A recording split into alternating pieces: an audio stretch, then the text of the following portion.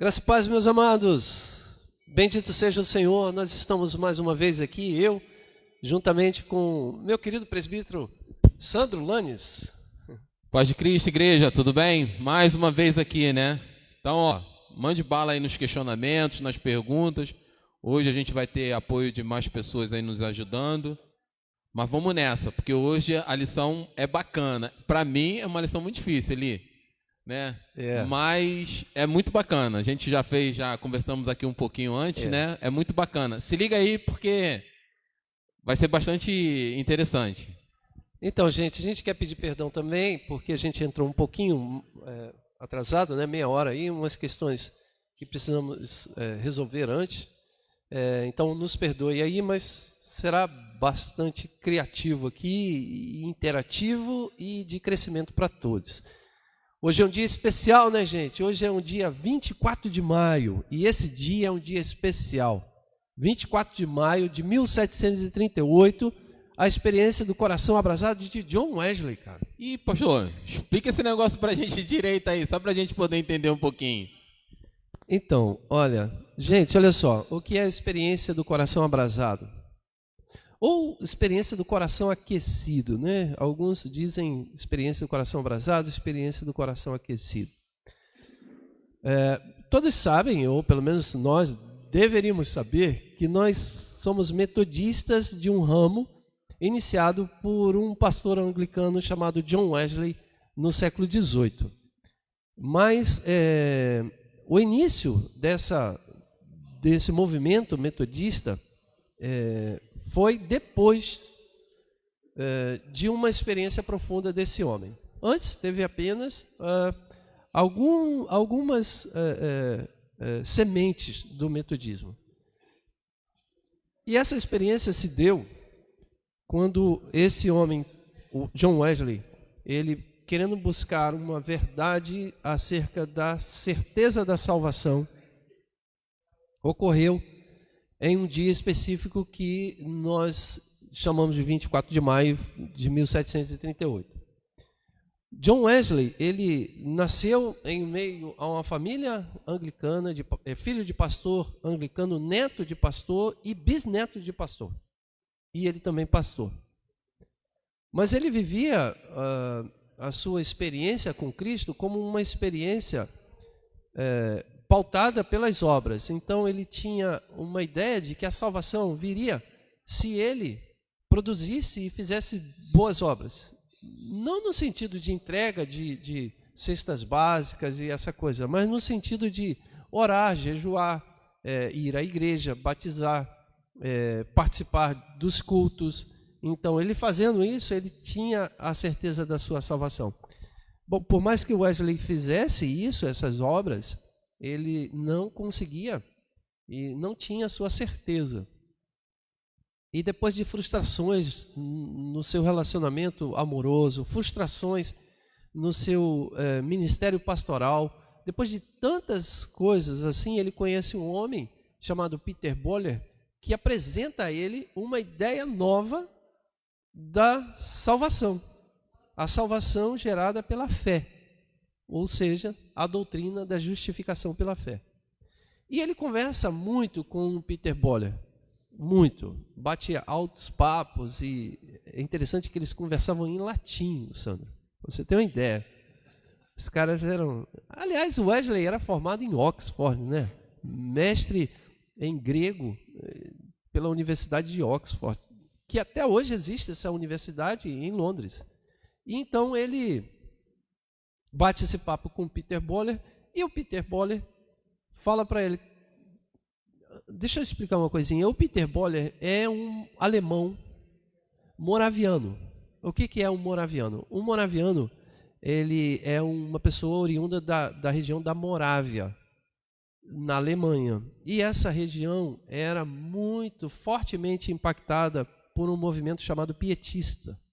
Movimento pietista, que era um movimento, poderíamos dizer, para-eclesiástico.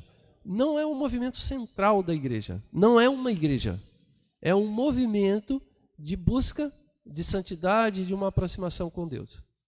Então o Peter Boller, ele vem apresentar o Wesley essa ideia de se achegar a Deus não pela formalidade da igreja, pelas obras da igreja, mas é uma coisa mais simples, mais despojada de toda o paramento anglicano, e era uma coisa mais, espiritualmente falando, a gente poderia ser uma espiritualidade mais humanizada, porque não tinha igreja, as reuniões eram nas casas. Então, o Wesley é convidado a ir a uma reunião desses moráveis, que o endereço dessa reunião era a Rua Aldersgate. E o Wesley, a contragosto, vai, porque ele era um pastor anglicano, andava com todo o paramento, um mestre de Oxford, professor em Oxford, e ele vai a uma reunião simples em uma rua escura de Londres, num bairro, num subúrbio de Londres, e ele vai a essa reunião.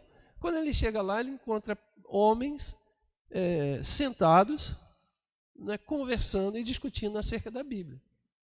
E há uma leitura do prefácio da carta aos Romanos, ou seja, um prefácio de Lutero explicando a carta aos Romanos, que a carta aos Romanos é exatamente a carta que fala a respeito da salvação pela fé, a justificação pela fé.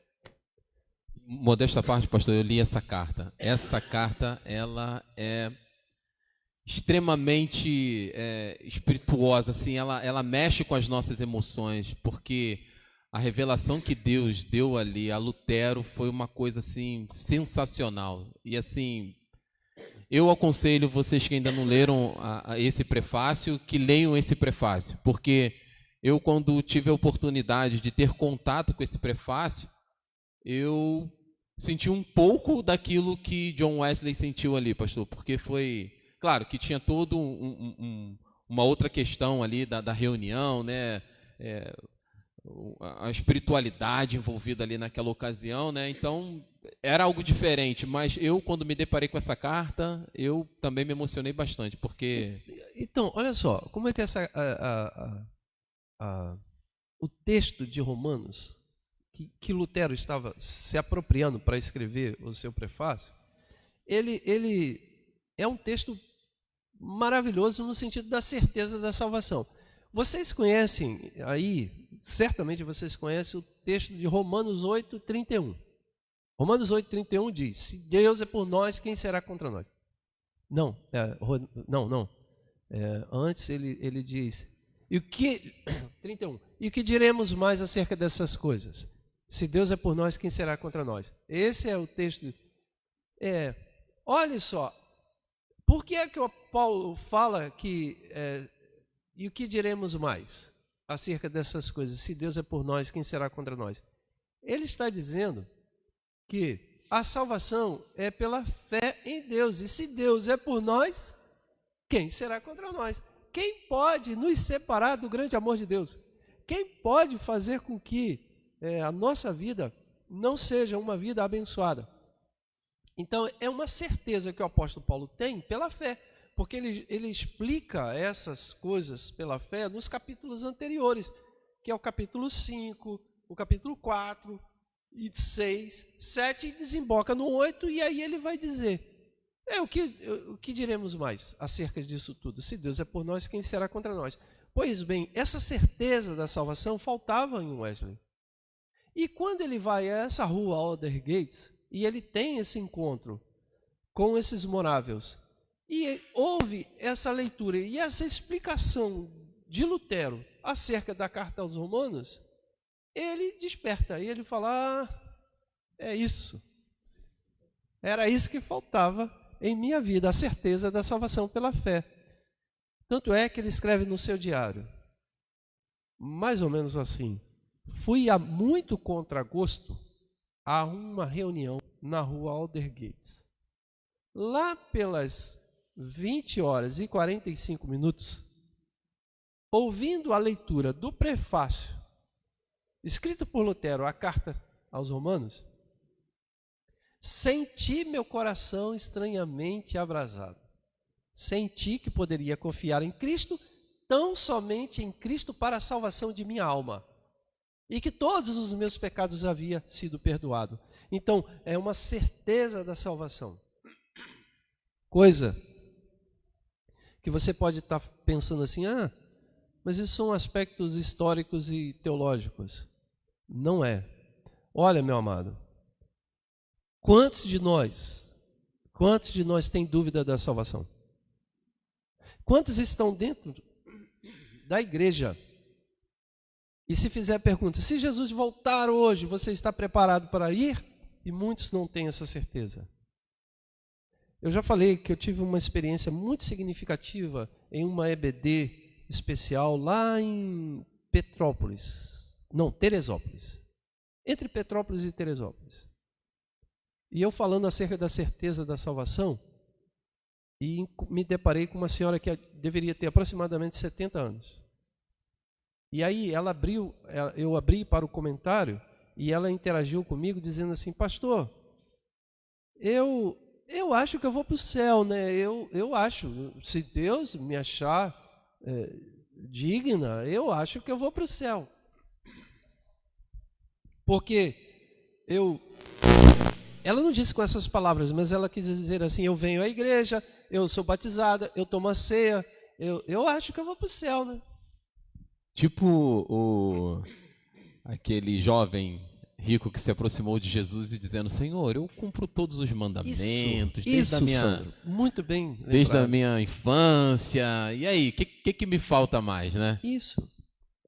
Então, essa incerteza, essa desconfiança da salvação é uma desconfiança que hoje está presente em muitos ambientes, mesmo dentro da igreja. Então, meu irmão, você que está aí, eu quero convidar a você a deixar o Espírito de Deus trabalhar, tomando esse exemplo histórico da vida de Wesley, pautado nos textos bíblicos, que é, nesse caso, a doutrina da salvação pela justificação da fé, na fé, escrita no livro de Romanos, em que o apóstolo Paulo disse que diremos mais acerca dessas coisas, se Deus é por nós, quem será contra nós? Quem poderá nos separar do amor de Deus que está em Cristo Jesus? Ele está dizendo uma certeza que lhe foi dada, gerada pelo Espírito Santo. Então eu diria, abre o teu coração, deixa o Espírito de Deus gerar no teu interior esta certeza, não pelas obras, não porque você vai à igreja, não porque você é batizado, não porque você está participando de um conjunto, ou você é líder, ou você é pastor, ou você é bispo, mas porque o Espírito de Deus gerou no teu coração essa certeza, que você pode afirmar que não é pelos teus méritos, mas é pelos méritos de Cristo, não é pelo teu desempenho, mas é pelo desempenho de Cristo. Não é porque você pode fazer alguma coisa, mas é porque Cristo fez alguma coisa por você. Então, pela fé no sacrifício do Filho de Deus, eu posso dizer que eu tenho a certeza da salvação. Então, só resta saber. Levante a sua mão quem desejar aceitar a Cristo Jesus. Olha, hoje a gente tem uma participação. Obrigado, muito obrigado, Mauro. Maurão, muito obrigado. Mais uma vez. Obrigado, Mauro. Pastor Eli. Muito obrigado. A gente está ficando mal acostumado, hein? Nós temos uma participação da Voz do Além. Fala aí, Voz do Além. A paz do Senhor, meus irmãos. Na Voz do Além. Deixa eu apresentar o presbítero André Vinícius, que está ali atrás. E ele vai interagir junto conosco. Ele vai também ajudar na seleção das perguntas. E se você desejar, pode já fazer as suas perguntas, as suas interações. Vai aparecer aí. Já apareceu aí, ó. Faça a sua pergunta no chat. Então, André Vinícius. Então, o presbítero Luciano perguntou se essa experiência do coração abrasado, ela tem a ver com o batismo com o Espírito Santo.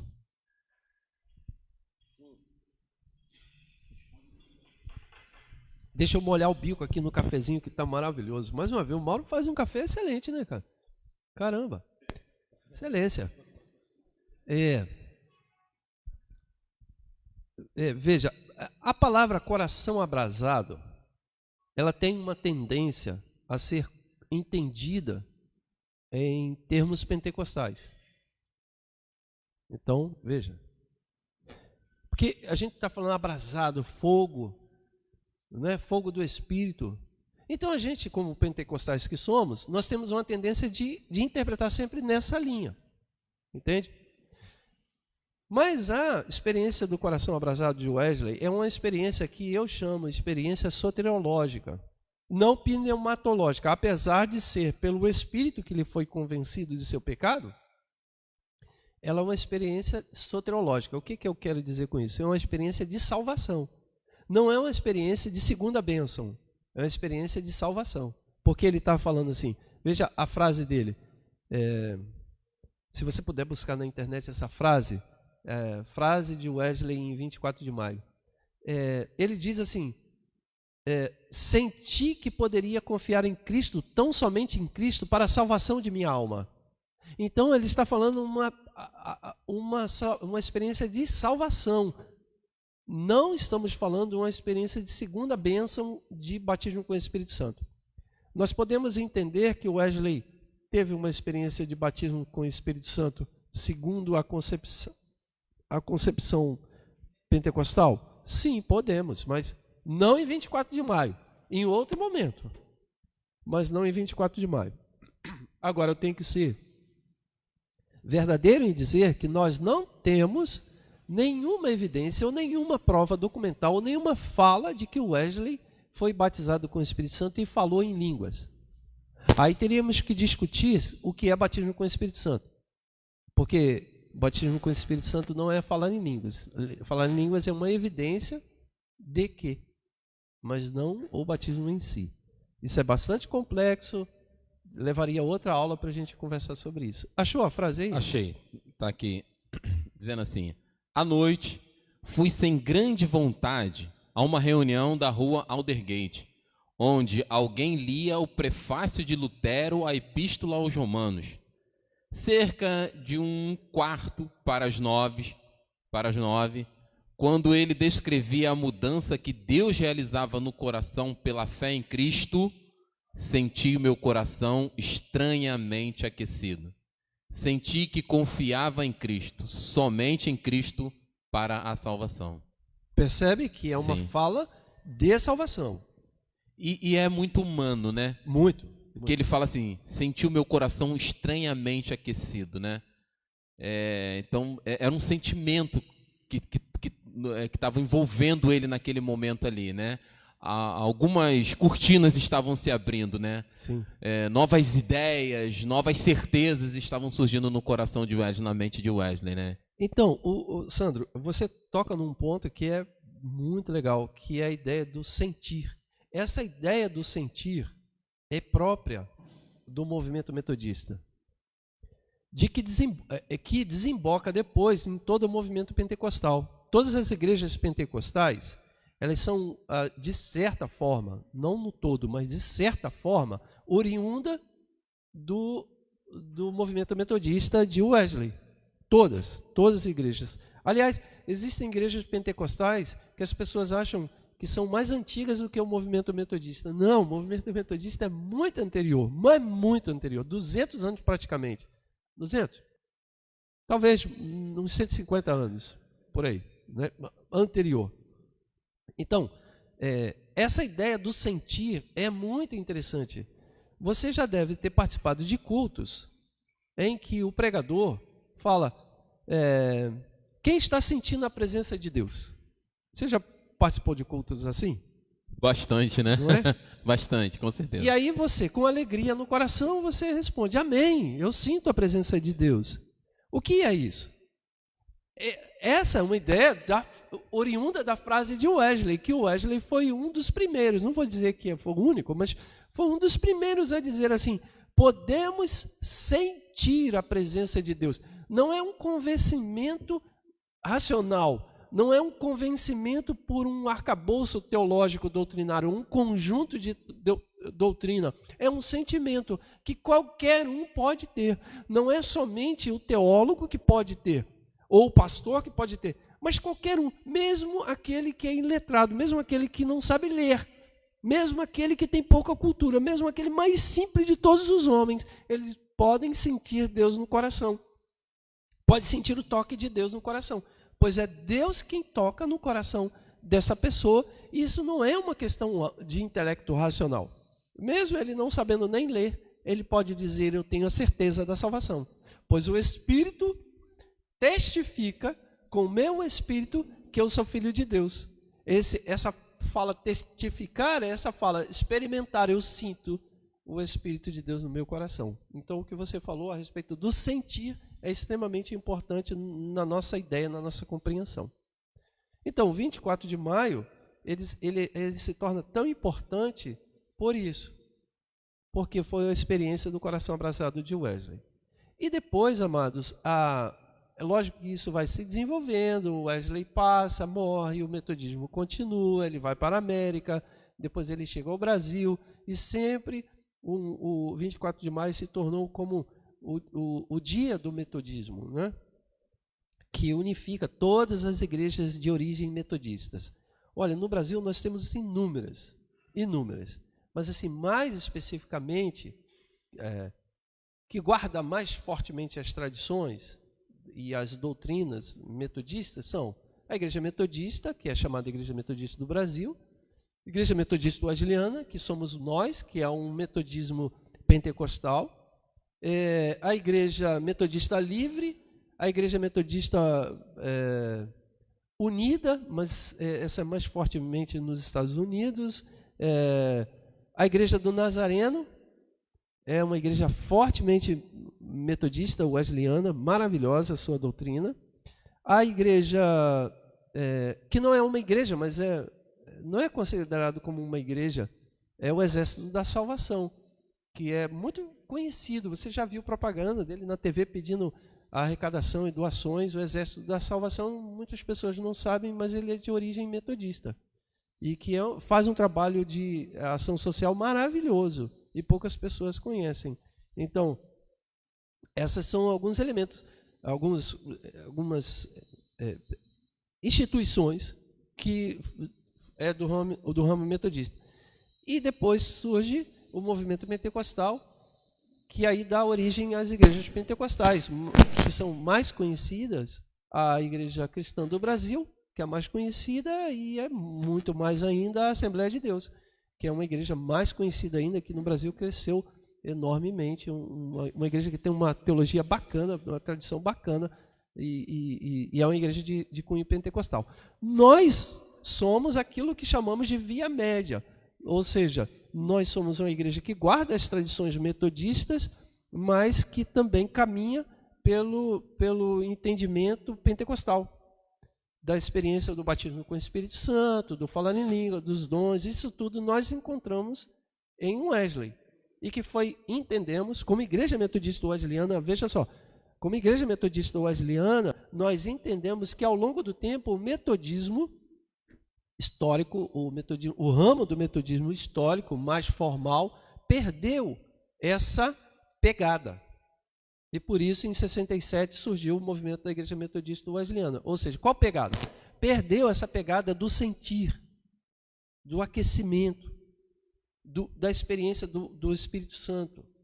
Perdeu a ideia da cura divina. Perdeu a ideia do falar em línguas, da profecia. Então, a Igreja Metodista Wesleyana surge eu vou botar entre aspas, uma tentativa de resgate do metodismo no sentido desse coração aquecido com essa chama de fé, de entender que os dons são para os dias de hoje, que a cura é para os dias de hoje, e que línguas é um dom que pode ser exercido pela igreja, e que não é algo que ficou lá somente nos apóstolos, mas é para os dias de hoje. Então, a Igreja Metodista Wesleyana surge nessa ideia.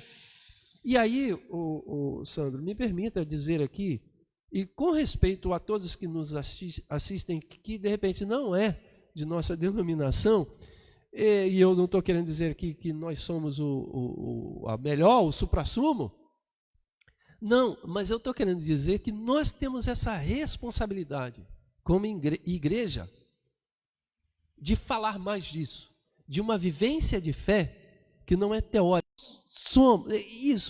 Santidade para nós é um elemento fundamental.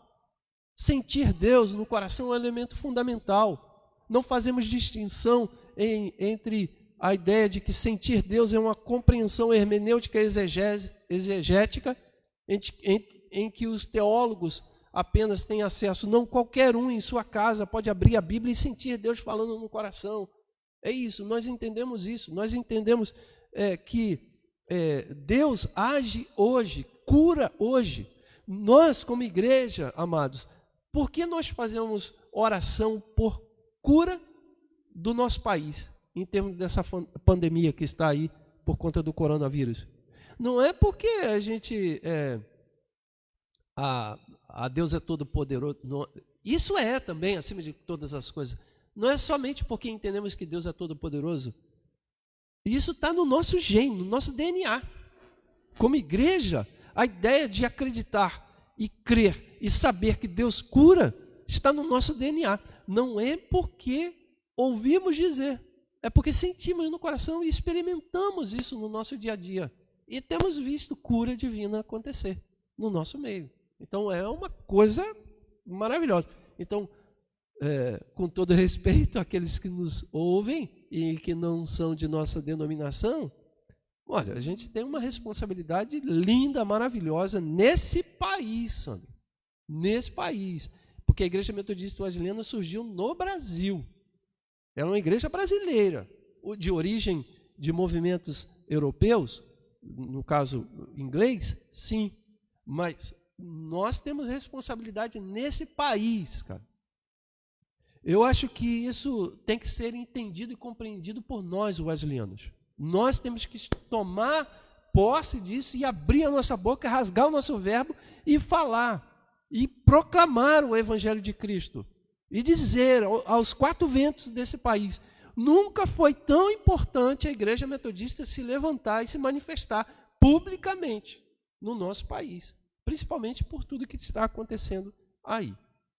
Ok? Então, me perdoe meu entusiasmo aqui, mas eu sou um entusiasta mesmo.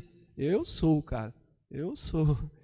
E, vamos seguir aí para a nossa... Ou a voz do além, quer dizer, voz do além não, vamos falar. O André Vinícius, diga aí, André Vinícius. A voz do além. Então, tem uma interação aqui da Patrícia perguntando sobre essa experiência do coração abrasado, né?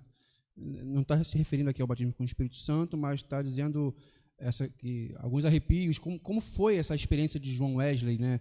O que se pode ter como uma certeza, como se diz, coração abrasado, o que ele sentiu no momento? Sim. Assim, talvez a minha fala complique um pouco, porque aí eu começo a colocar elementos teológicos, mas, por favor, Patrícia, tente me compreender, e o pessoal de casa tente me compreender, porque isso que ela pergunta é muito interessante, muito legal e muito importante compreender, porque senão a gente não sabe o que é coração abrasado. O que é? Que metáfora é essa? É uma metáfora literal? Então, eu recebi agora há pouco um desenhozinho de um coração pegando fogo. Então, se é literal, o fogo está queimando aqui dentro, ou é uma metáfora? Então, logicamente, é uma metáfora, claro. Mas não é uma metáfora, eu diria, teórica, ou uma metáfora, eu estou buscando a palavra aqui, etérea. O que é uma metáfora etérea? Que está no mundo das ideias, está nos ares. Não, Patrícia, ela é uma metáfora sentida pelas percepções humanas. É uma metáfora que dá arrepio. Compreende? Não é uma coisa assim que fica no intelecto, nos ares. Não. É um sentimento que gera arrepios. Físico, que desemboca no físico. Que é uma questão espiritual, pois Deus é espírito e testifica com quem? Com a nossa carne? Não. Testifica com o nosso espírito que somos filhos de Deus. Mas não para aí. Isso é transcendente, isso vai mais além. Então, essa testificação vem de Deus ao nosso espírito, que inunda a nossa alma e que toca no nosso corpo. Então, gera arrepios, gera choro, gera lágrima, gera uma contrição no interior. Quem de nós nunca chorou aos pés de Cristo? Não é? Não é? Gera certeza ali. Gera Depois de todo o choro, depois de toda a lágrima, de toda a confissão, né? A gente confessa diante de Deus, né? Nós nos tornamos, o nosso espírito ele toma um sentimento humilde, né? Quando a gente fala em humildade, a gente essa palavra ela tem alguns outros sentidos dependendo da aplicação, né? Mas sim, quando a gente fala em humildade, a gente fala de algo de algo que não é vaidoso, de algo que tem uma virtude por reconhecer que existem limitações, né? Modesto. Então, quando você, diante de Deus, diante desse sentir Deus, você reconhece que você é plenamente dependente dele, né?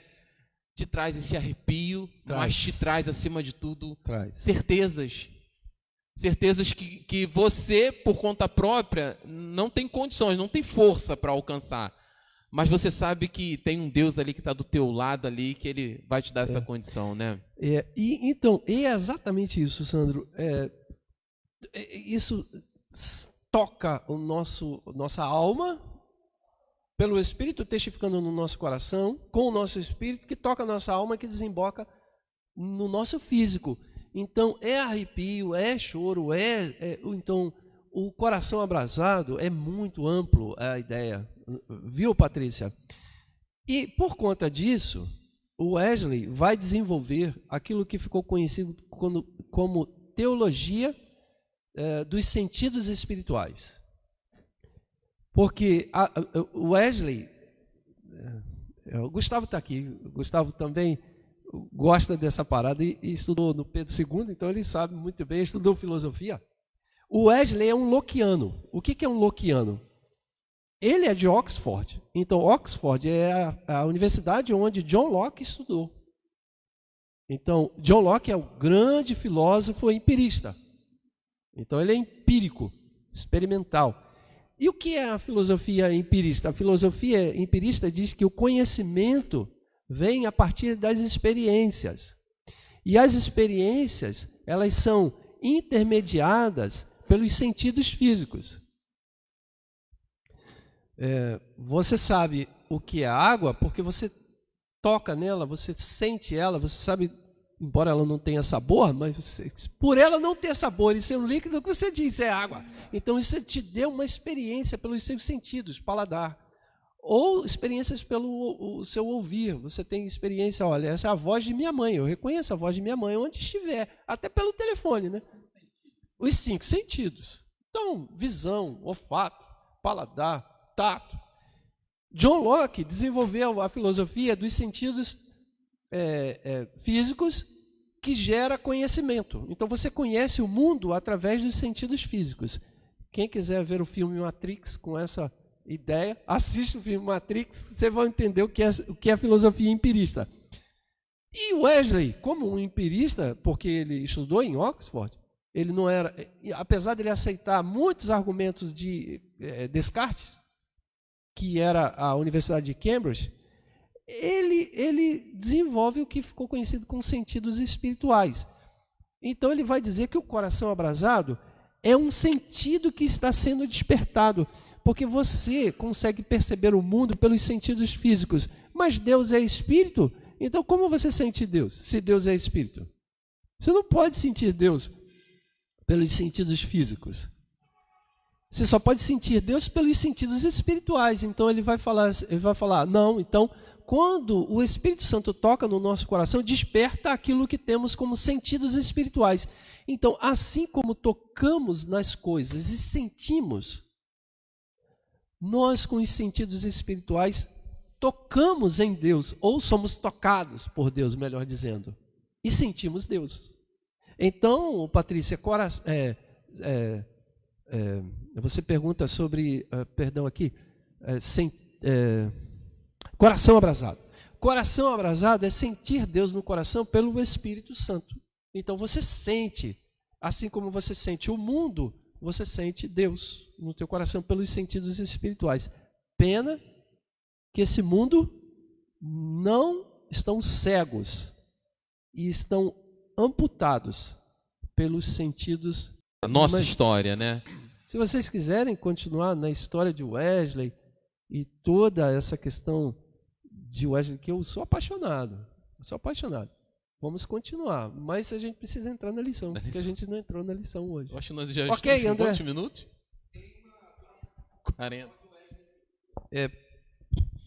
Então, o Paulo colocou uma coisa bem interessante aqui.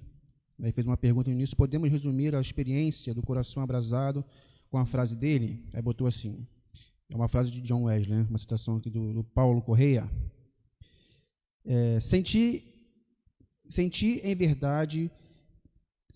que, em verdade, eu confiava somente em Cristo para a salvação e que uma certeza foi-me dada de que Ele havia tirado os meus pecados, em verdades meus, e que me havia salvo da lei do pecado e da morte.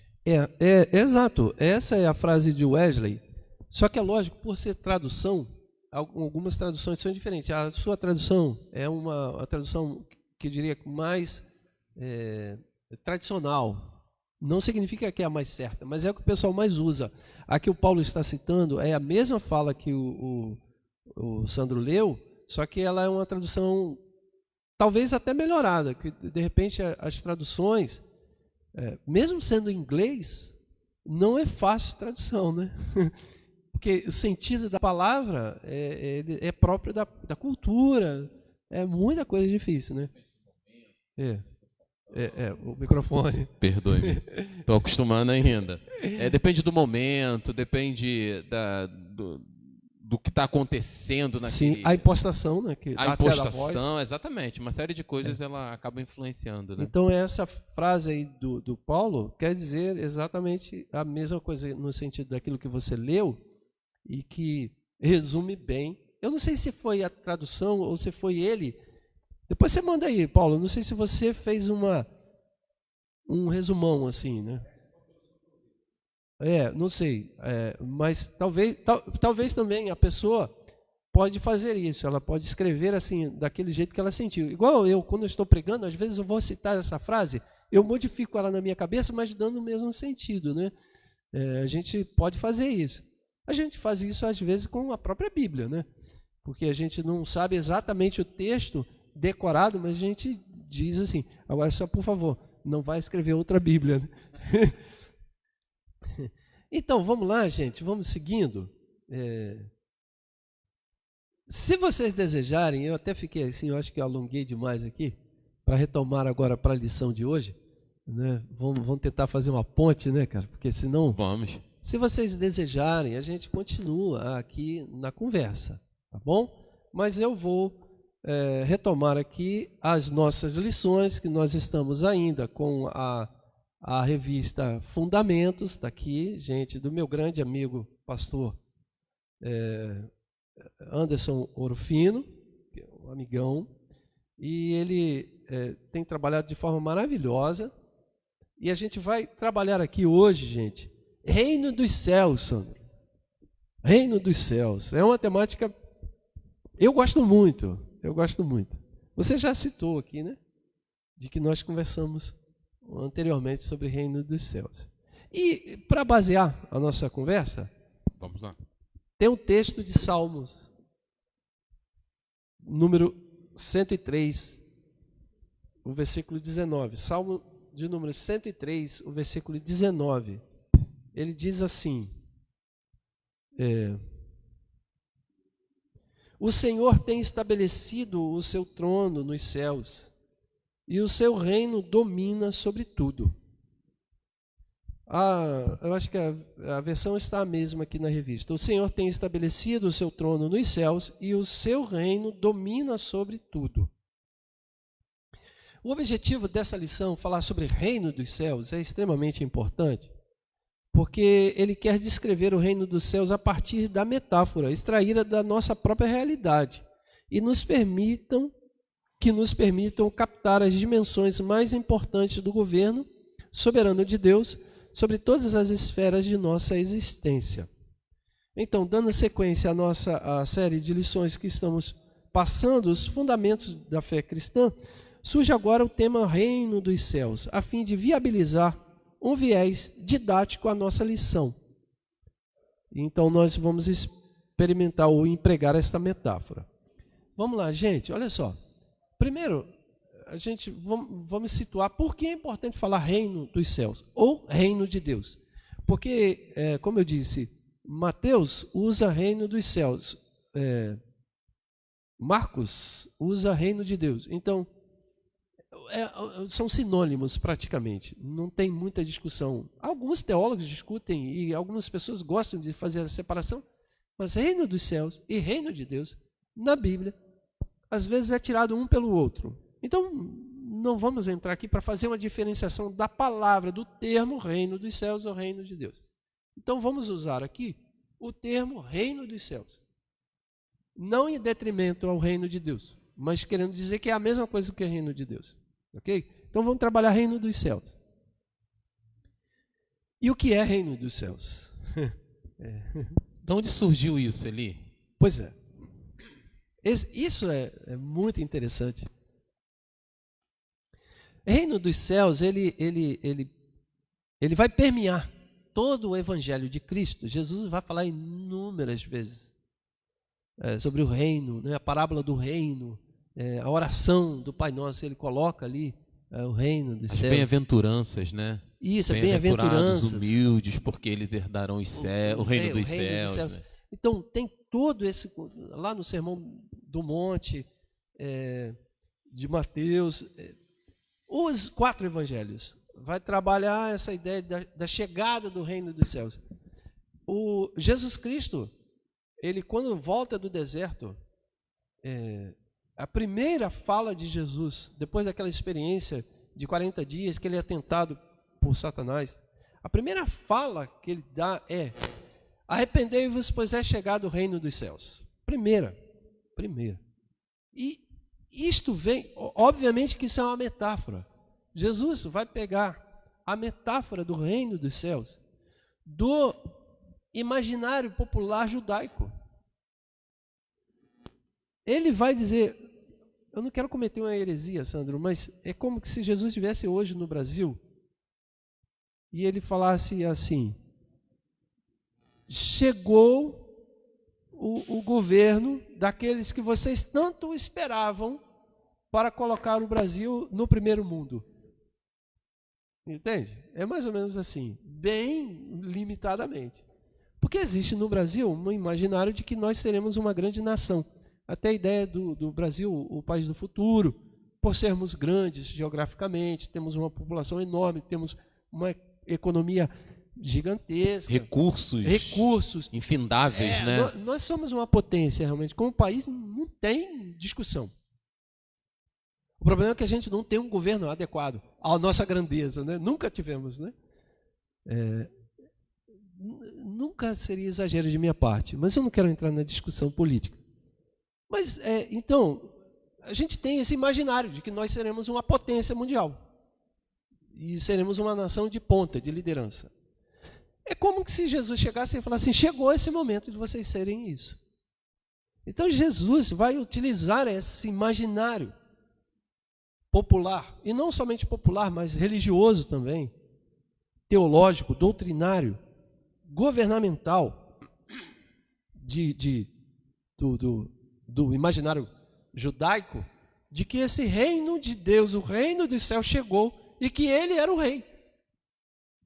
Por isso você vê Herodes mandando matar esse garoto, porque esse garoto é o rei dos judeus.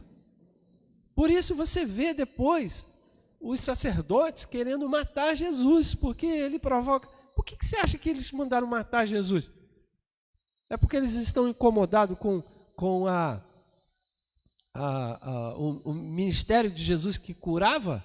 Não. É porque eles falavam assim: esse cara vai destronar a gente, vai tirar nossas regalias. As nossas regalias. Nossas regalias.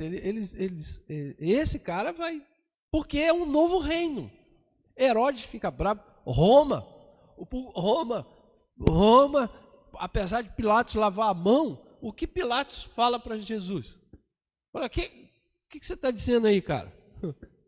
Porque o que você está dizendo? Você está dizendo que você é o rei e tal, você está dizendo que você é filho de Deus, e aí Jesus fala aquela expressão que dá ali um soco no estômago mesmo, tira Pilatos de combate. Tu dissestes, né? Jesus vira para Pilatos, tu disseste. Então, você que está falando que eu sou, e eu sou porque eu sou. Né? Jesus fala isso o tempo todo. Perdão. Então, o reino dos céus, ele vai, essa metáfora, essa ideia, e os evangelistas, os 4 evangelistas, vão utilizar tudo isso, porque isso é uma linguagem comum. É uma linguagem já conhecida dos judeus. Os judeus esperavam a chegada do Messias, do Hamashia. O tão usado, alguns segmentos aí usam, nem falam o nome de Jesus, né? Já ouviu esse segmento, né? Desculpe aqui com respeito, bobagem. Jesus é a tradução do termo Hamashia.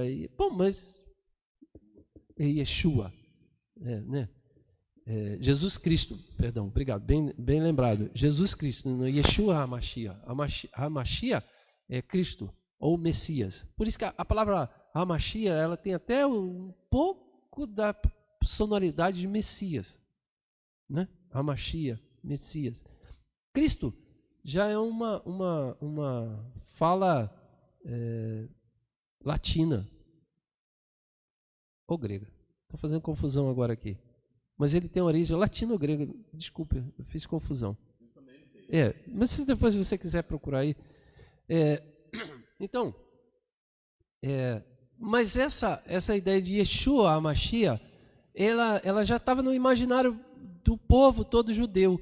Então, Jesus vai tomar isso emprestado, porque era uma profecia do Antigo Testamento, eram palavras que os próprios profetas, Isaías diz que o reino dele não teria fim. Então, toda a profecia recai sobre essa fala de Jesus, e Jesus toma posse disso tudo, chama para si e diz: é chegado o reino dos céus e eu sou o rei. Eu sou esse rei. Aí isso provoca politicamente um problema com Herodes, com Roma e com os religiosos, e há perseguição. Mas Jesus vai apresentar um reino que o próprio povo não vai entender. Os discípulos não entenderam. Porque lembra a passagem de que Jesus vem falando isso, que ele é o Messias, e os discípulos entendem que Pedro não fala, para onde iremos nós? Só tu tens a palavra de vida eterna? A palavra de vida eterna é o Messias. Então Pedro está falando, tu és o Cristo, o Filho de Deus. Ele fala isso. Mas ainda assim estava na concepção, na sua cabeça, de um reino do imaginário judaico. E qual era o imaginário judaico? Da ideia de que o Messias viria para os judeus. E que os discípulos entenderam assim. De que iria estabelecer o trono, o reinado de Davi de volta. Porque as profecias falavam sobre isso. Então, o reinado de Jesus Cristo, na concepção dos discípulos, seria a restauração do reinado de Davi. E só que não naquela perspectiva. Que o povo judeu tinha a ideia de que a terra prometida a Abraão iria ser definitivamente estabelecida ali, naquele local. E que é uma concepção geográfica, pois a terra prometida a Abraão, ela vai mais ou menos, do delta do Nilo, ou seja, ali, para quem conhece um pouquinho da geografia que eu estou falando, entende, o delta do Nilo é aquele finalzinho do Mar Vermelho ali, entre a Arábia Saudita e o Egito. Então aquilo é um delta. Tem até meio que um triângulozinho, né? É um delta do Nilo. Então, vai dali, que é uma parte do Egito, onde fica o Monte Sinai, até a Babilônia, que é Iraque, Irã, que é a Pérsia, e um pouco para cima da Turquia. Então esse reino era o reino territorial prometido a Abraão. E eles entendiam que o Messias viria a restabelecer esse reino de uma grande nação, a potência de Israel. Agora, com Deus e o seu enviado sendo o rei. E esse reino seria eterno.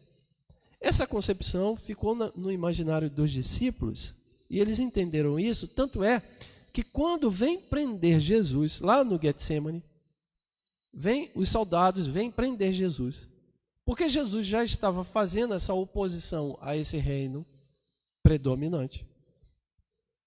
Pedro, o que faz? Quando veio os soldados, Pedro faz o quê? Tira a espada. E ele vai dizer, agora que inicia toda a nossa revolta, a nossa revolução da tomada do poder, pela força, pela espada. Então é uma revolução. E corta a orelha do soldado de Malco. E aí Jesus Cristo, opa, peraí, cara, Pedro, não faça isso. Bota essa espada no lugar. Por que Pedro não andava armado com espada? Porque eles entendiam que essa hora dessa tomada do poder, que Jesus iria tomar o poder, iria tomar o trono de Herodes, iria sentar no trono de Herodes, iria acontecer em algum momento. E aí, Jesus Cristo fala, guarda a sua espada, e opera aquele milagre, devolvendo a orelha ao soldado, e Jesus é preso, e vai na cruz, e morre. E aí dá para entender porque os discípulos ficam assim, caramba, acabou a nossa esperança. Dá para entender por que Pedro vai negar Jesus. Dá para entender o desespero dos discípulos de Emaús, né? Voltaram, desespero, sabe, no sentido da falta de esperança. Né? Perderam as esperanças. Perdeu. Pô, aquele que veio, Pra fez restaurar milagre o para reino, restaurar. Cara, mas isso aí... Não era mais o um, Messias. morreu mais um. É. E o trono de Davi, realmente, Não o foi reino de Davi restaurado. não foi restaurado. E muita gente fala mal de Pedro, dos discípulos e tal, mas não consegue entender esse contexto. Qualquer um de nós estaríamos naquele lugar, entenderíamos dessa forma. Por isso, gente, a necessidade do convencimento do Espírito Santo de Deus. Não há como ser convencido ninguém se não for pelo Espírito Santo de Deus. Porque você vê a modificação na cabeça dos apóstolos somente depois da descida do Espírito Santo. Eles só fazem uma coisa só da morte, depois da morte de Jesus. E aí é bem metodista wesleyano, perdão, a teologia aqui envolvida. Eles respondem positivamente à ordem de Jesus, ficar em Jerusalém até que do alto seja revestido de todo poder. Eles obedecem isso, eles ficam no chamado cenáculo e acontece o dia de Pentecostes. O cara que antes negou Jesus e que antes não entendeu nada tirando a sua espada e que antes que achou que o reino não iria ser estabelecido porque o seu Messias tinha morrido, agora em Pentecostes, em Atos capítulo 2, vai fazer aquele discurso, olha, esse Jesus que vocês mataram na cruz é aquele prometido pelo profeta Joel, que nos últimos dias vossos jovens terão sonhos, visão, os velhos terão sonhos e tal, e que seria derramado o Espírito sobre toda a carne. Isso aconteceu em Jesus Cristo. Então é um outro cara. Pedro entende o que é o reino dos céus após a descida do Espírito Santo em Pentecostes. Pedro entende, tanto é que Pedro vai orar ao templo e chega lá e opera aquilo que é conhecido como o primeiro milagre. Não tenho ouro nem prata, mas tudo que tenho vos dou. Então toma a tua cama e anda. Então Pedro entende o que é a encarnação de Jesus. Pedro entende e se apropria do reino e diz, eu sou um proclamador do reino.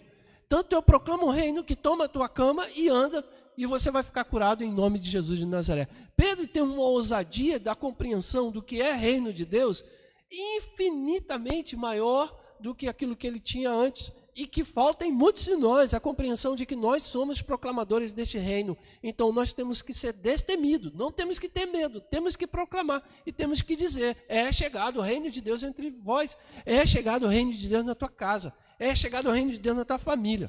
Se você não compreender então, isso... pastor, o reino de Deus, então, ele não só se estabelece quando nós vamos aos céus. É uma brincadeira aqui que eu tô provocando para o senhor responder, sim, porque acontece com a gente. A gente espera, não, eu estou sofrendo aqui, mas o reino de Deus vai chegar. O reino de Deus não vai chegar. Já foi dito Já por chegou. Jesus, já chegou. Já chegou. Já chegou há muito tempo. E a gente está esperando algo a mais. Claro que a gente tem que esperar esse algo a mais, né? Esse algo a mais, Sandro, é a conclusão, é o cume. É o cume. É o ápice. É o ápice. Mas ele o já apogeu, chegou. como diz a história, né? O apogeu, o fim. O fim do início, o início do fim. Quer dizer, Como é aquela canção? André, lembra da canção que diz o muito que nós temos vistos não passam de gotas diante daquilo que podes fazer, faz chover, Senhor. Essa letra dessa canção, ela é toda pautada na ideia da chegada do reino, que hoje não passam de gotas, o que vemos, mas será infinitamente maior, porque nenhum olho humano viu, nem um ouvido ouviu aquilo que há de nos ser revelado, que nos foi revelado, melhor dizendo, na plenitude do reino. Por isso eu clamo e digo, Maranata, a hora vem, Senhor Jesus. Pastor Eli, esse seria o já, mas ainda não? Isso, essa fala já, ainda não, ela é bem protestante, dentro da teologia protestante, ou seja, é a ideia de que o reino já está presente entre nós, mas não na sua totalidade, porque a sua totalidade se dará na volta de Jesus Cristo. Mas eu já experimento ele. Eu não tenho outra palavra para dizer. Por isso a palavra já, mas ainda não, é um resumo. Não tem outra palavra. Já experimento. Porque olha só, o que eu estou experimentando aqui com você? O que eu estou experimentando aqui com o Luciano, o André, o Gustavo, o Coutinho, o Valteno, o Mauro, a Adriana? O que eu estou experimentando? O que é trocar o cálice, Sandro? O que é ceia? O que é eu experimentar essa amizade? O que é eu receber você em minha casa e a gente comer e beber e a gente bater papo? O que é isso, não a chegada do reino de Deus entre nós? Pastor, eu queria dar um exemplo aqui, muito prático, né? Eu estou em... Meu pai lá como engenheiro civil lá... Todo mundo tá conduzindo lá o meu filho, né? A gente está fazendo uma calçada lá na frente lá da cozinha, né?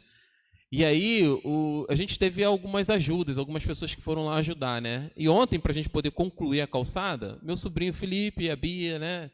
Mais o Rodrigo, né? Então o Aleph, meu pai, terminaram a calçada lá, né? Então, veja bem, o Felipe, ele trabalhou, estou falando do Felipe exclusivamente porque vocês vão entender depois. O Felipe, ele trabalhou bastante.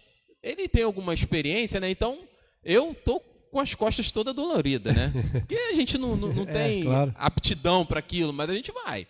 E a mão também tá toda calejada.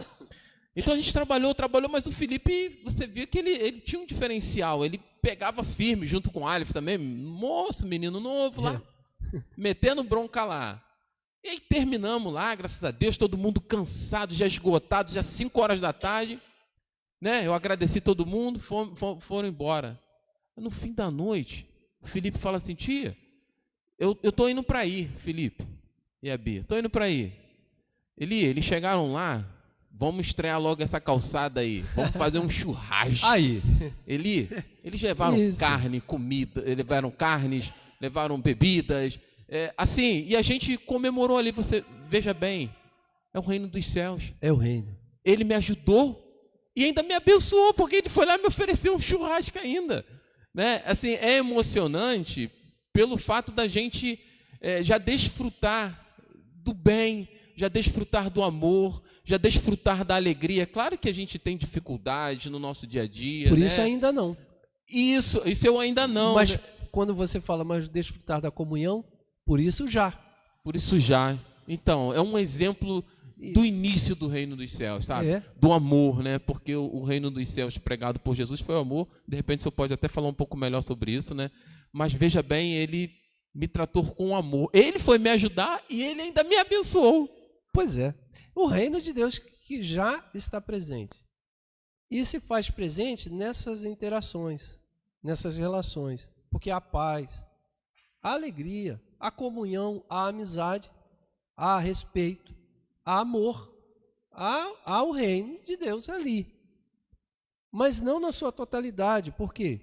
Porque sofremos enfermidades, pandemias, injustiça, maldade, sofremos, é verdade. Mas, então, é o já, porém ainda não. Então, me alegra, mas me dá ansiedade de querer viver a plenitude disso tudo. Então, me satisfaz agora, mas não me acomoda em dizer assim, já está bom. Não, eu quero a vinda de Cristo, a plenitude. Então, eu quero a segunda vinda, eu quero a chegada do reino. Então, já, eu desfruto, mas ainda não na totalidade. E só falamos aqui a respeito dessas relações, inter-relações familiares, de amizade, mas você pode colocar isso no sentido da cura, no sentido do expulsar demônios, no sentido de o alimentar, o faminto. Você pode ampliar essa ideia da chegada do reino, porque na medida em que você alimenta o faminto, você fez com que o reino de Deus chegasse a ele. Na medida em que você expulsa o demônio, pelo poder do nome de Cristo, obviamente, você fez o reino de Deus chegar a ele, porque você libertou essa pessoa de uma escravidão demoníaca. Na medida em que você opera uma cura através do nome de Cristo, o reino de Cristo chegou. Na medida em que você oferece essa pessoa para entrar nesse reino junto contigo, você ofereceu para ela a salvação. Então você fez chegar e proclamou o reino de Deus. Isso é tudo de bom, maravilhoso. Pastor Eli, tem uma pergunta aqui que você voltou no assunto, aí fica mais fácil de trazer ela de volta. O Alexandre Coutinho está perguntando, pastor, esses milagres não acontecem nos dias de hoje, né? Por que esses milagres não acontecem mais no dia de hoje? Por que não acontecem? Deve estar se referindo aos milagres de Jesus, né? De cura. Não sei, isso é de Pedro ou de Jesus, não fala aqui sobre esse assunto. Mas eu entendi. Aqueles milagres que aconteciam no passado, hoje em dia não se manifestam mais da mesma forma. Talvez, Alexandre, eu entendi perfeitamente a sua colocação, talvez não seja nem a palavra assim, por que não acontece? Porque não estamos vendo com mais nitidez, não é? Mas acontece sim, continua acontecendo. Eu, na minha vida, já tenho experimentado inúmeros casos de cura milagrosa, né? Soluções, não só de cura, mas também de soluções de problemas, porque às vezes o milagre não acontece somente na cura. Vamos tomar um exemplo do azeite e da farinha daquela mulher perante o profeta. Houve uma provisão ali de milagre, não foi cura, mas foi provisão, milagre. Enquanto tinha vasilhas, o azeite não parava de encher. Então houve uma provisão, porque azeite representava sustento, dinheiro, para vender e para ganhar dinheiro. Então, continua, acontece. Eu sou testemunho de um milagre na minha vida, inúmeras vezes. Eu caí num poço quando eu era criança. Eu tenho a testa rachada aqui, porque eu caí em um poço. E no fundo do poço tinha pá e enxada. Você acredita nisso? Eu caí no poço e caí exatamente em cima do amontoado de barro que estava ao lado da pá e da enxada. Eu não sei que milagre foi esse, mas parece que Deus fez assim. Quando eu estava caindo, Ele modificou a minha trajetória, fez assim, eu não sei, são milagres, continua acontecendo milagres de cura. Em nossa igreja, nós temos a Adriana, que esteve agora há pouco aqui, que é um relato de milagres. Tem números, né? E eu não poderia dizer assim, agora, não me vem tanto a memória aqui, mas eu sei que existem números. Pastor, eu tenho um exemplo pessoal, né? Eu tive um acidente de trabalho há um pouco mais de um ano atrás, em que eu caí de 4 metros de altura. Os irmãos imaginam aí, é verdade. 4 metros de altura, de cabeça no chão. Eu tive uma fratura, não tive uma fratura na órbita, né? Tive sangramento interno E com um dia, na verdade foram meio-dia, não chegou nem a ser um dia. Com meio-dia eu já estava liberado para vir para casa. Falaram, Sandro, não sei o que aconteceu. A doutora falou, não sei o que aconteceu. Você está bem. Eles fazem um teste lá, né, de 15 em 15 minutos eles entravam na sala e me faziam uma pergunta. Às vezes era até as mesmas perguntas, né, até chateava um pouco. Pô, se o pessoal fica me fazendo a mesma pergunta, tipo, qual o seu nome? Qual o seu nome? Qual o seu nome? Para poder avaliar, né, o meu estado físico. Bom, Um milagre, né? Então, eu acho que continua acontecendo, mas eu também tenho que ser sincero juntamente com o Alexandre, e eu acho que é isso que ele está querendo dizer, é que nós estamos aquém. Nós estamos longe de um Pedro que vira para uma pessoa e fala, eu não tenho ouro nem prata, mas tudo que tenho te dou, toma tua cama amanhã. Nós estamos longe. Isso eu concordo com o Alexandre, quando ele faz o seu questionamento. Mas também tenho que discordar daqueles que fazem do milagre um show.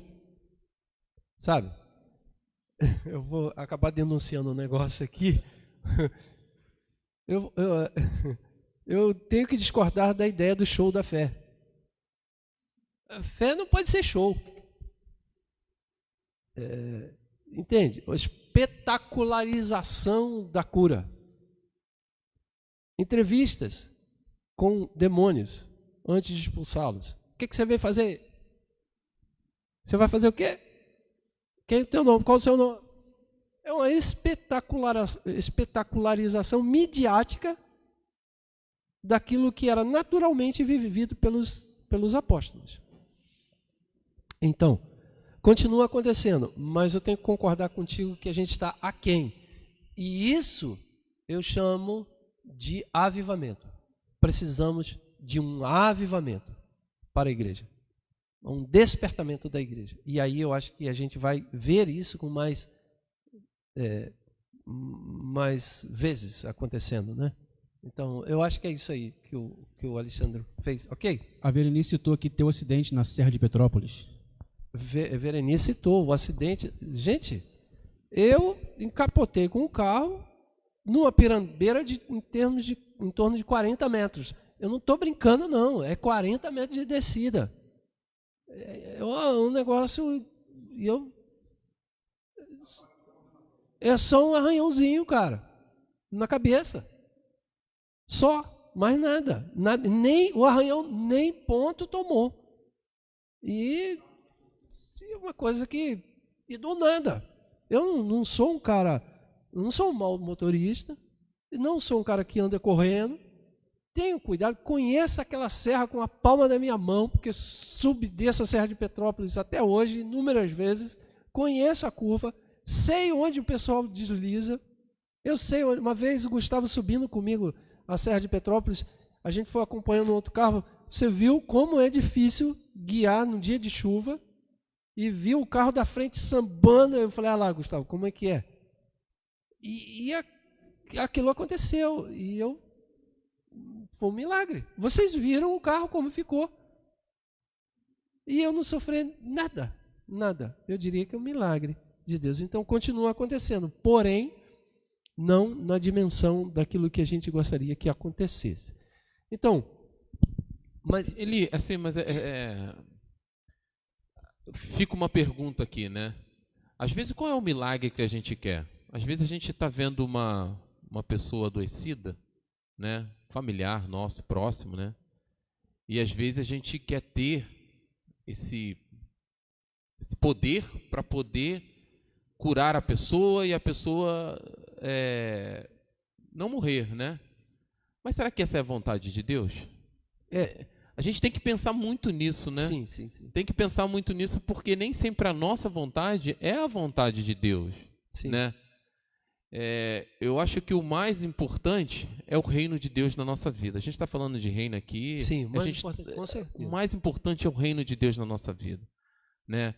Eu, durante a semana passada, com aquelas notícias tristes que vieram aqui, né, que a gente acabou recebendo, eu pensei muito na passagem de Jesus, lá de Lázaro, né, que faleceu, que morreu, E aí Jesus, quando chegou lá junto às irmãs, Jesus chorou porque perdeu um amigo, né? Mas o mais importante disso tudo é que após a morte tem a vida, seja ressuscitar ou seja para a ressurreição eterna. Sim. Seja você ressuscitar, mas o mais importante é a ressurreição dos últimos tempos. É a ressurreição, é a gente reviver, é o reino de Deus na nossa vida, né? Jesus disse, olha, orando a Deus, fala, eu estou falando contigo em voz alta para que eles saibam que eu falo contigo, porque eu tenho acesso a você, eu tenho acesso ao Senhor, para que eles saibam que eles também têm acesso a você, busquem a você, né? Então, assim, me veio muito essa passagem no coração, que mesmo após a tristeza, o choro de Jesus, veio a alegria. Naquele momento, ele ressuscitou Lázaro para viver mais alguns anos, né? Mas o mais importante disso tudo é a ressurreição da vida eterna, né, pastor? Também tem outro aspecto a respeito ainda, falando do milagre, Sandro, é que o milagre ele é uma intervenção divina no tempo e no espaço. Então, o milagre não pode ser norma. O milagre é uma intervenção de Deus no tempo e no espaço. Então, não é norma. Não sendo norma, não são todas as orações que a gente vai pedir que Deus vai atender. Porque senão seria norma. Então, nós estaríamos no controle. Minha mãe está doente, eu vou lá, oro, pronto, acontece a cura. Pelo poder de minha fé. Então, isso seria norma. E aí Deus não é soberano, porque a soberania está na minha mão. Mas o milagre, ele é uma intervenção divina no tempo e no espaço, mediante a fé da pessoa. Então, essa fé nos leva a um quebrantamento de pedir misericórdia. E a ideia de você pedir misericórdia, cara, é uma ideia de você entregar completamente a tua vida e dizer assim, eu dependo completamente de ti. Nada, eu não sou nada. Eu preciso deste milagre em minha vida. Por favor, por misericórdia, ouça o meu clamor. É a história da oração do cego de Jericó. Jesus, filho de Davi, tem misericórdia de mim.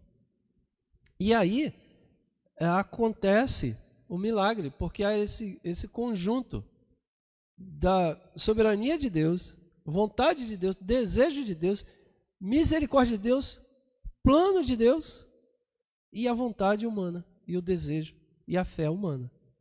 Humana não, mas a fé é gerada pelo Espírito Santo de Deus no coração humano, que ele pede misericórdia. Então, como você não sabe de qual oração sua será atendida, então ore por tudo. Entendeu, gente? E ore por tudo com o coração quebrantado, com sinceridade e pedindo misericórdia. Por tudo. Por isso a liberdade de pedir a Deus. Por isso a liberdade de você pedir qualquer coisa a Deus.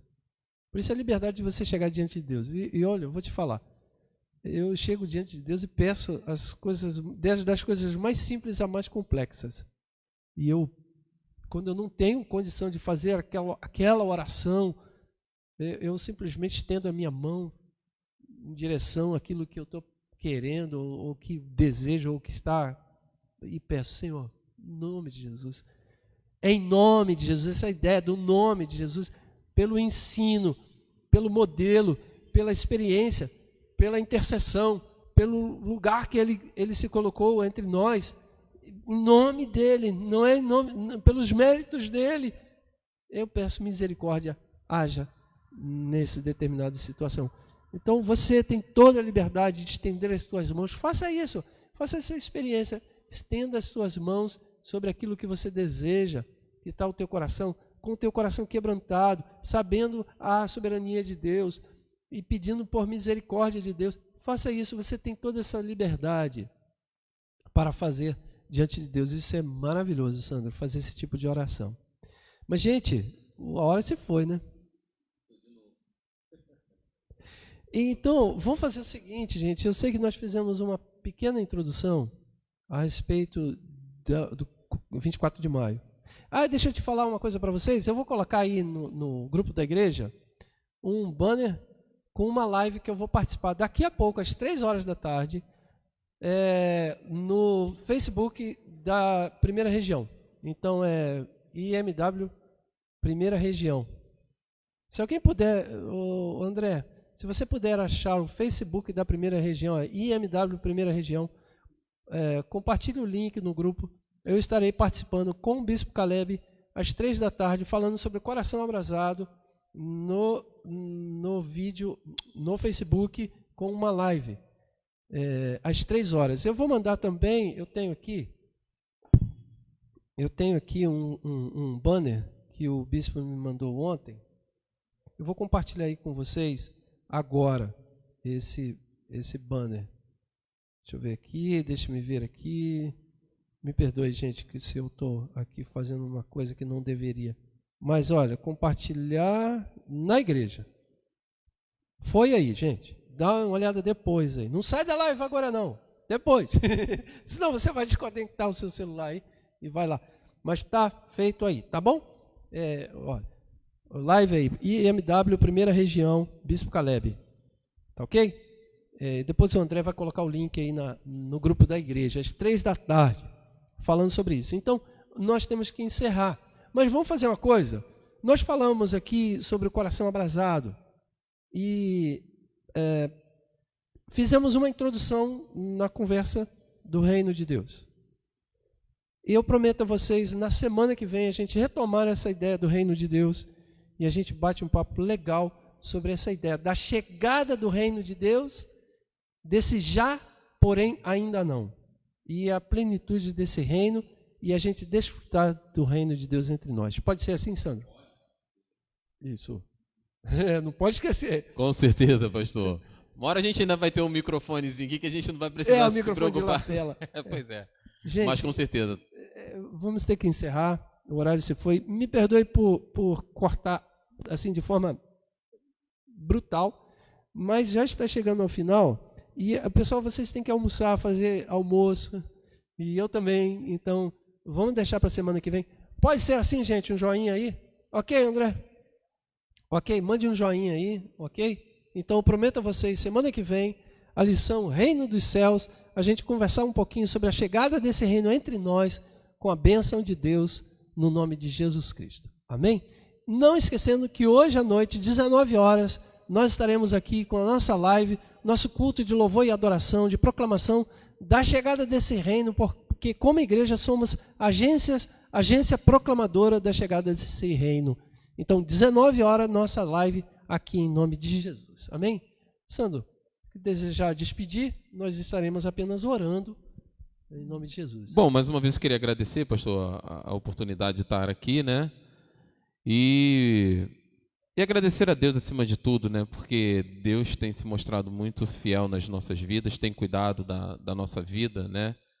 Não tem nos tirado deste mundo, mas tem nos mantido neste mundo com uma cabeça boa, sabe? Com um coração alegre, diante de tanta dificuldade, mas muitas certezas, né? Não só uma, mas muitas certezas no nosso coração, principalmente a certeza de que Deus, Ele tem cuidado das nossas vidas. Então, queria agradecer a tudo e pedir que vocês voltem no domingo que vem. Domingo que vem estaremos Estamos aqui. de volta, em nome de Jesus. Com toda certeza. Amém. Amém? Vamos orar, gente? Vamos pedir a bênção de Deus.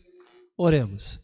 Senhor nosso Deus, em nome do Teu Filho Jesus, te agradecemos por essa EBD. Obrigado pelos ensinos contidos na Tua Palavra e que nos é revelado pelo Teu Espírito ao nosso coração. Seja conosco nesta live que estaremos às 3 horas, também logo mais à noite, às 19 horas, neste culto de louvor e adoração ao Teu nome. É a bênção que lhe pedimos. Seja com cada um dos Teus filhos que estão em casa, no lar, na família. Traga cura para aqueles que necessitam o milagre, como afirmamos nessa manhã, que cremos no milagre, cremos na Tua intervenção. Seja conosco, é a oração que fazemos, no nome santo de Jesus Cristo. Amém, amém. Meus amados, fiquem com Deus, a bênção de Deus seja sobre a sua vida. Até logo mais, às 19 horas. Fiquem com Deus, meus queridos.